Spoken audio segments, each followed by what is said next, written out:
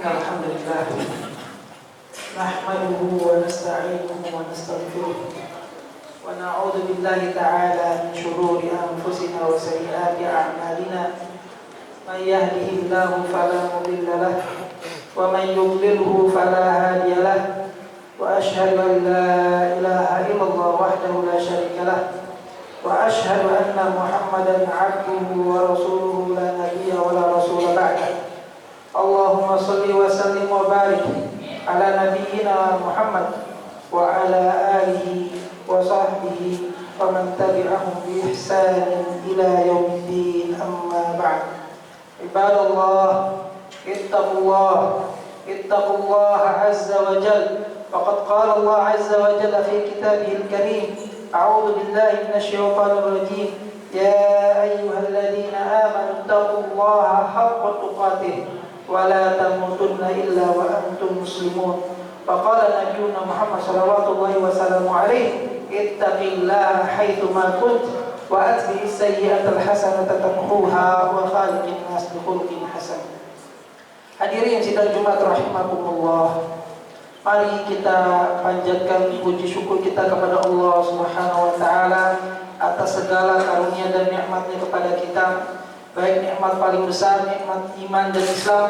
Dengannya seorang hamba selamat di dunia dan selamat dan bahagia yang kekal di akhirat. Tak lupa nikmat kesehatan, nikmat akal, nikmat umur, nikmat taufik dan hidayahnya, sehingga kita dapat menunaikan ibadah sholat Jumat berjamaah di masjid ini. Hadirin sidang Jumat rahimakumullah, nikmat-nikmat Allah ini wajib kita syukuri. Wajib kita syukuri dengan hati kita meyakini bahwasannya semua nikmat Allah, yang kecil maupun yang besar, semuanya karena Allah, bersumber dari Allah. Bukan karena kehebatan kita, bukan karena kekuatan kita, bukan karena banyaknya relasi kita, tapi semuanya sumbernya dari Allah Subhanahu wa taala. Allah berfirman, "Wa ma bikum min ni'matin fa minallah." Tidaklah nikmat yang kalian peroleh kecuali minallah, dari Allah. Tak lupa kita bersyukur dengan lisan kita, senantiasa mengucapkan alhamdulillah. Dan yang tak kalah penting, kita bersyukur dengan jawarih, anggota tubuh kita, dengan menggunakan nikmat-nikmat Allah untuk meningkatkan ketakwaan dan keimanan kita kepada Allah Subhanahu wa taala. Bukan sebaliknya, kita menggunakan nikmat Allah untuk bermaksiat dan durhaka kepada Allah Subhanahu wa taala. Hadirin sidang Jumat rahimakumullah, salah satu nikmat Allah yang insya Allah akan kita dapatkan adalah berjumpa dengan bulan Ramadan.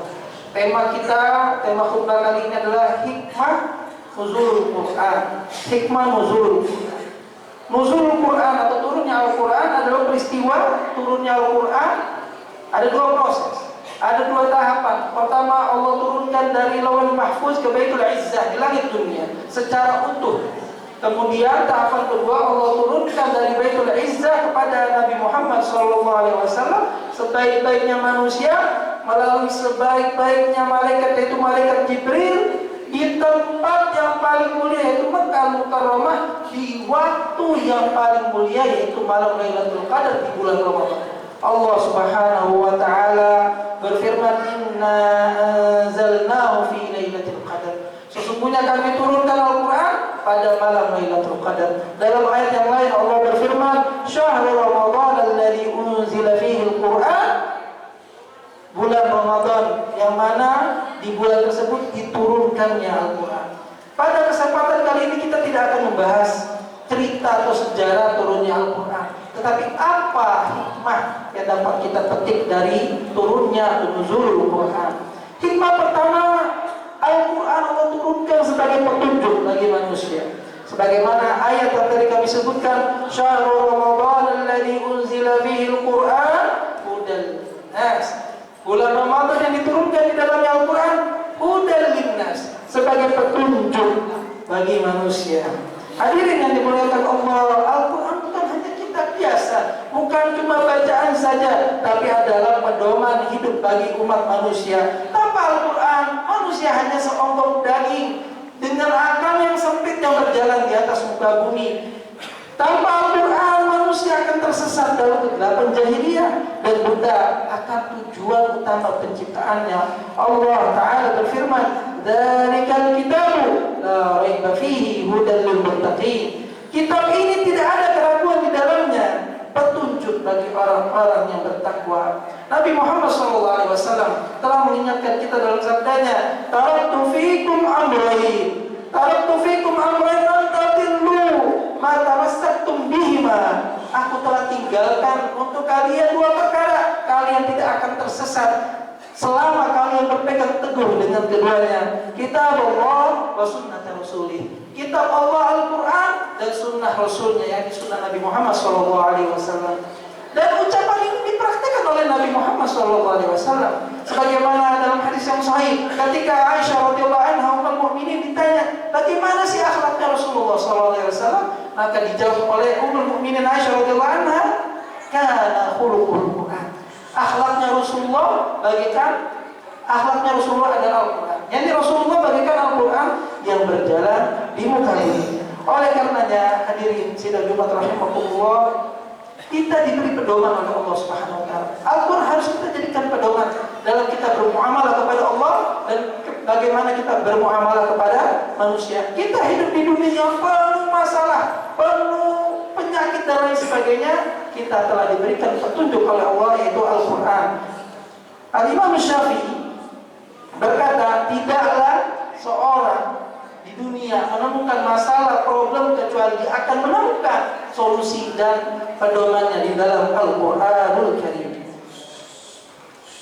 Prinsip yang hikmah yang kedua daripada diturunkan Al-Quran adalah Al-Quran menjadi pembeda, Al-Furqan. Dalam ayat tadi, hudal linnas wal furqan.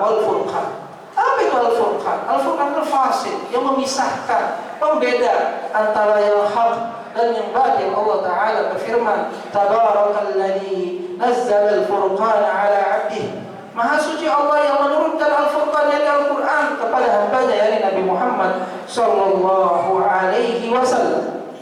Hikmahnya, tanpa Al-Quran standar kebenaran akan mengikuti hawa nafsu. Manusia, ia di dalam dirinya, dalam jiwanya ada hawa nafsu yang condong kepada keburukan. Ditambah lagi godaan syaitan, faktor eksternal yang membuat dia akan condong kepada keburukan. Oleh karenanya, jika tidak ada Al-Quran, tidak ada petunjuk, maka manusia akan mengikuti hawa nafsunya. Sebagaimana firman Allah Ta'ala, afara'aita man ittakhadha ilahahu hawa.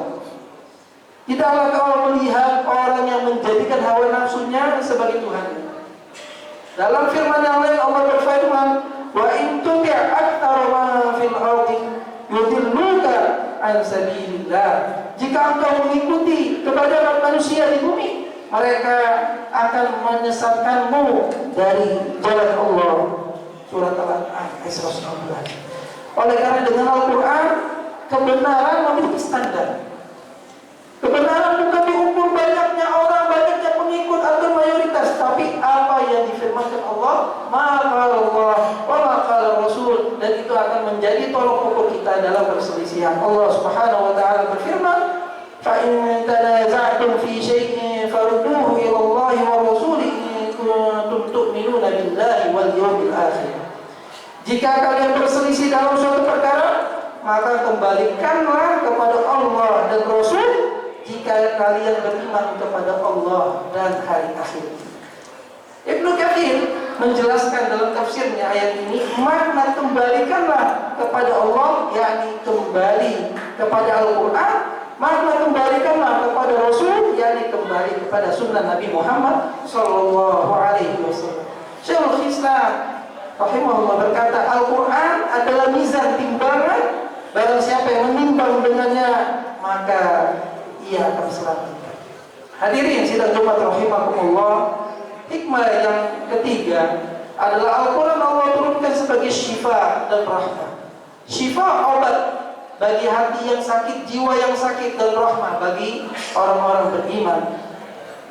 Allah Subhanahu wa taala berfirman, wa nunazzil minal Qur'ani ma huwa syifaa'un wa rahmatul lil mu'minin. Dan kami turunkan dari Al-Quran suatu yang menjadi penawar, yakni obat dan rahmat bagi orang-orang beriman. Di zaman sekarang Di saat penyakit tersebar bukan hanya fisik, bahkan jiwa, mental dan lain sebagainya. Berapa banyak orang yang banyak hartanya tetapi jiwanya sempit, mentalnya sakit. Maka Al-Quran datang sebagai obat, sebagaimana para ulama menafsirkan ayat ini, bahwasanya Al-Quran obat untuk dua hal, untuk fisik dan jiwa.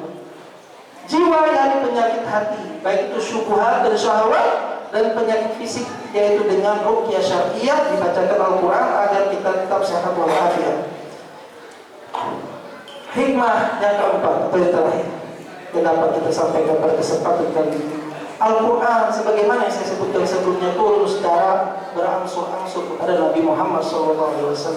Berbeda dengan kitab-kitab ulama, kitab-kitab umat terdahulu diturunkan sekaligus. Al-Quran diturunkan selama 23 tahun kepada Nabi Muhammad SAW. Allah menjelaskan apa sebabnya Al-Quran diturunkan secara berangsur-angsur.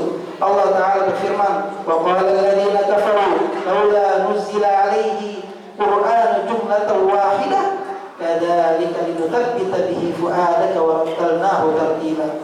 Berkatalah orang-orang kafir, mengapa Al-Quran tidak diturunkan sekaligus? Demikianlah supaya kami perkuat hatimu dengannya dan kami membacakannya secara tartil. Hikmah diturunkan Al-Quran secara bertahap menguatkan hati Nabi SAW, sebagaimana dijelaskan ulama, memudahkan hafalan, memudahkan pemahaman, menjawab peristiwa sesuai kebutuhan yang dialami oleh Nabi SAW. Maka Ibnu Katsir menjelaskan bahwa setiap ayat yang turun adalah peneguh jiwa bagi Nabi Muhammad SAW. Apa hikmah dalamnya yang bisa kita petik? Bahwasannya nuzul Quran mengajarkan kita metode pendidikan, yaitu proses dalam berdakwah, dalam mendidik baik anak maupun murid. Kita menjalani proses. Al-Quran mengajarkan kepada kita adalah ada prosesnya, step by step. Oleh karenanya kita nggak bisa harus sekaligus, tapi bertahap, karena itulah ajaran dari Al-Quranul Karim. Karena yang Allah nilai bukan hasilnya, tapi bagaimana kita menjalankan prosesnya. Aqulu qawli wa astaghfirullah li wa lakum wa lisa'iril muslimin min kulli dhanb fastaghfiruhu innahu huwal ghafurur rahim.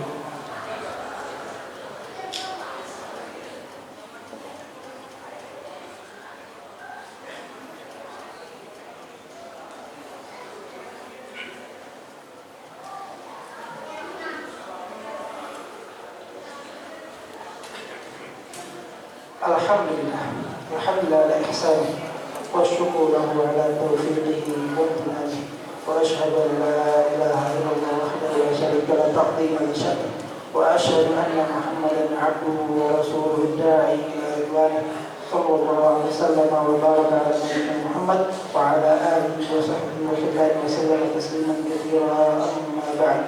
Ibadallah, اتقوا الله عز وجل. فقد قال الله عز وجل في كتابه الكريم يا أيها الذين آمنوا اتقوا الله وقولوا قولا سديدا يصلح لكم أعمالكم ويغفر لكم ذنوبكم ومن يطع الله ورسوله فقد فاز فوزا عظيما. Hadirin sidang Jumat rahimani wa rahimakumullah.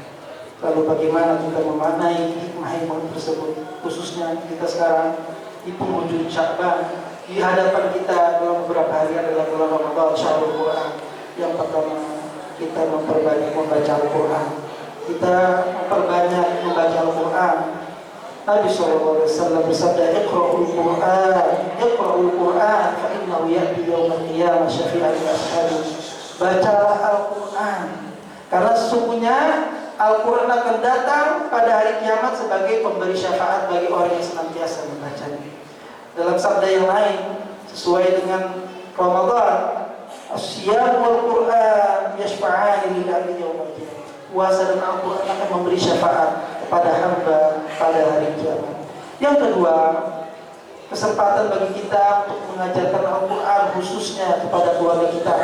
Didik anak-anak kita agar mencintai Al-Quran. Sebab Rasulullah SAW bersabda, khairukum man ta'allama al-Qur'ana wa 'allamah. Sebaik-baiknya kalian adalah orang yang belajar Al-Quran dan mengajarkan Al-Quran. Hadis riwayat Bukhari. Bahkan di bulan Ramadan, Jibril alaihissalam turun mengajarkan kepada Nabi Al-Quran, mendengarkan dan menyimak bacaan Al-Quran Nabi SAW. Yang ketiga, kita berdoa memohon kepada Allah Subhanahu Wa Taala senantiasa diberikan taufik dan hidayahnya, dan Allah jadikan Al-Quran ini sebagai pedoman kita dan obat kita, pelipur lara kita. Kita diajarkan oleh Nabi SAW dalam sebuah doa, Allahumma ja'alil Qur'ana al-azima rabi'a qulubina wa nura sudurina wa jala'a ahzanina wa dhahaba humumina wa humumina. Ya Allah, jadikan Al-Quran sebagai penyejuk hati kami, cahaya dalam dada kami, penghilang kesedihan kami, dan penawar kegelisahan kami. Hadirin yang dimuliakan Allah Subhanahu Wa Taala, nuzul Quran adalah nikmat besar yang Allah karuniakan kepada kita, tapi kita akan jadikan ini sebagai momentum untuk kita evaluasi diri kita. Apakah kita telah menjadikan Al-Quran sebagai pedoman hidup kita? Apakah kita telah mengamalkan Al-Quran? Apa kita jauh atau bahkan kita jauh dari Al-Quran? Di kesempatan bulan Ramadan ini depan, jangan sampai lewat begitu saja Ramadan sebagai rutinitas biasa. Ramadan akan kembali berulang-ulang, tahun demi tahun Ramadan akan datang. Pertanyaannya, apakah kita ada di saat itu? Demikianlah khutbah singkat ini yang dapat kami sampaikan, mudah-mudahan bermanfaat. Allahumma sholli ala Muhammad wa ala ali Muhammad kama shallaita ala Ibrahim wa ala ali Ibrahim innaka Hamidum Majid, wa barik ala Muhammad wa ala ali Muhammad kama barakta ala Ibrahim wa ala ali Ibrahim innaka Hamidum Majid. Allahumma ighfir lil muslimin wal muslimat, Allahumma ighfir lil muslimin wal muslimat wal mu'minin wal mu'minat al ahya'i minhum wal amwat innaka sami'un qaribun mujibud da'wat fa ya qadiyal hajat. Allahumma farij hammal mahmumin wa nafis karbal makrubin rabbi daina anil madinin washfi mardana wa mardal muslimin ajma'in bi rahmatika ya arhamar rahimin. Allahumma irfa' 'anna al-bala wal waba wal riba wal zina wal zalazil wal mihan wa su'al fitan ma dhahara minha wa ma batan an baladina hadha khassah wa sa'iril bilal muslimina amma bi rahmatika ya arhamar rahimin. Rabbana atina fid dunya hasanah wa fil akhirati hasanah wa qina adzaban nar wa akhiru da'wana alhamdulillahi rabbil alamin. Aqimus shalah. Allah